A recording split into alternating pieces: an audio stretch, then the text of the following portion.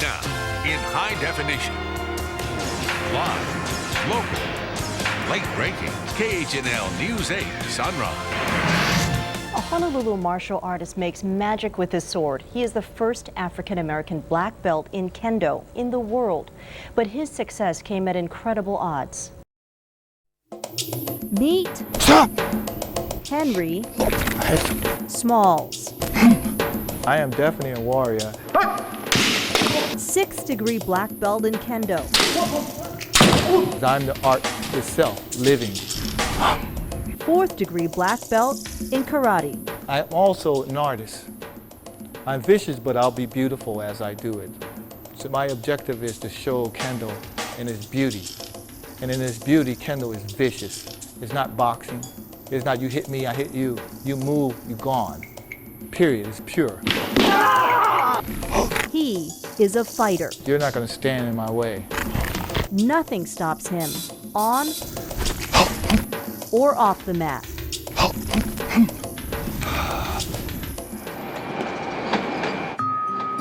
His fight started 4 decades ago in Philadelphia, on the train tracks near his ghetto.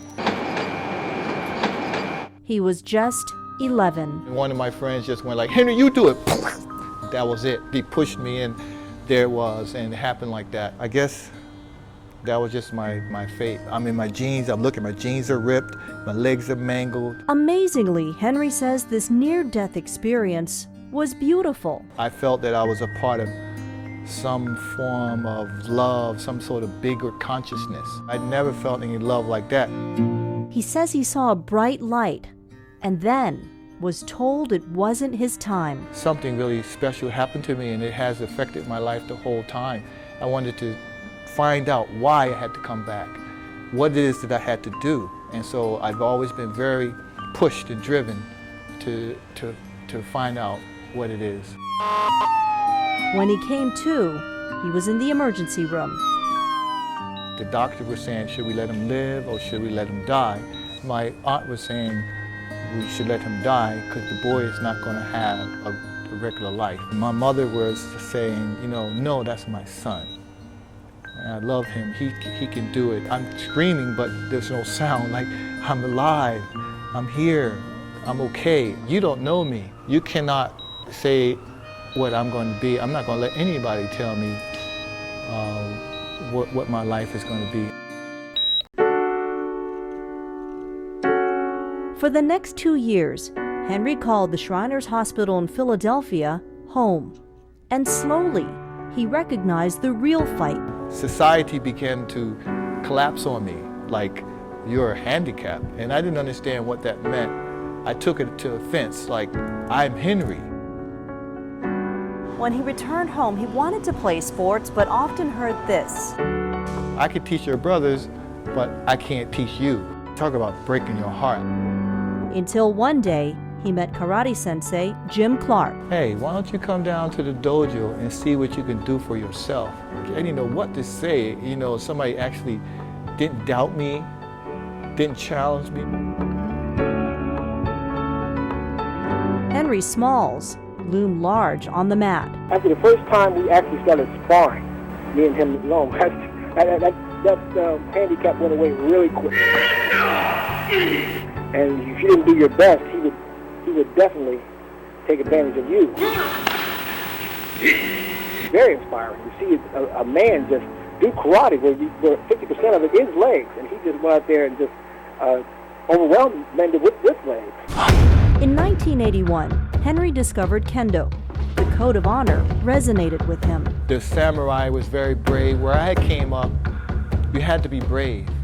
You saw bad things you didn't want to see. Henry is the world's first legless Kendo fighter.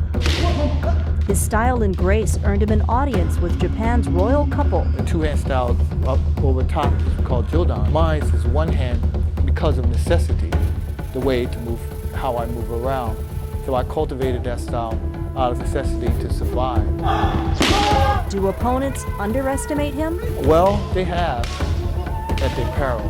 When I was coming up, there were people, they look at me and they go like, I can't hit that guy. He doesn't have no legs.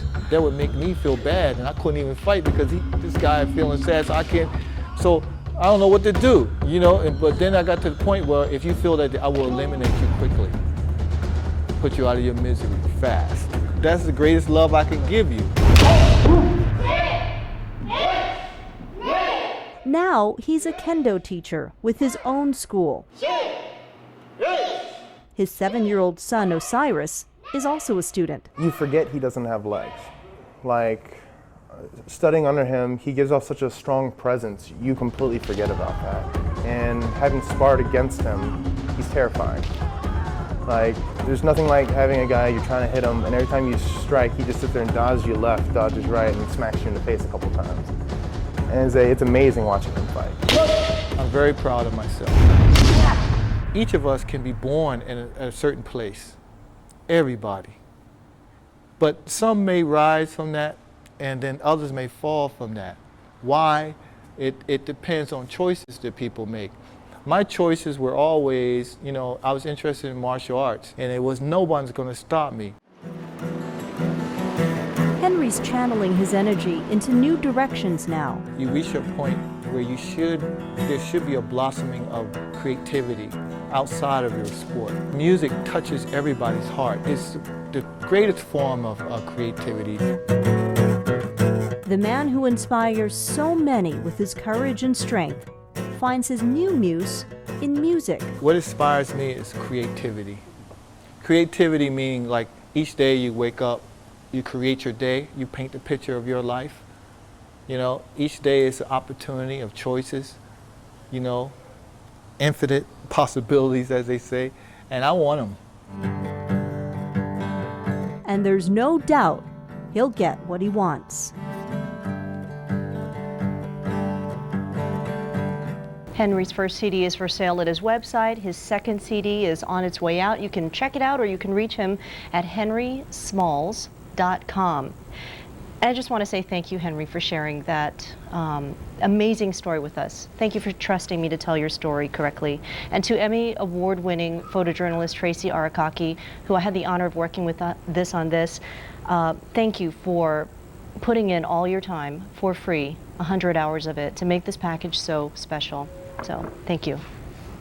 We're going to toss to break. We'll be right back.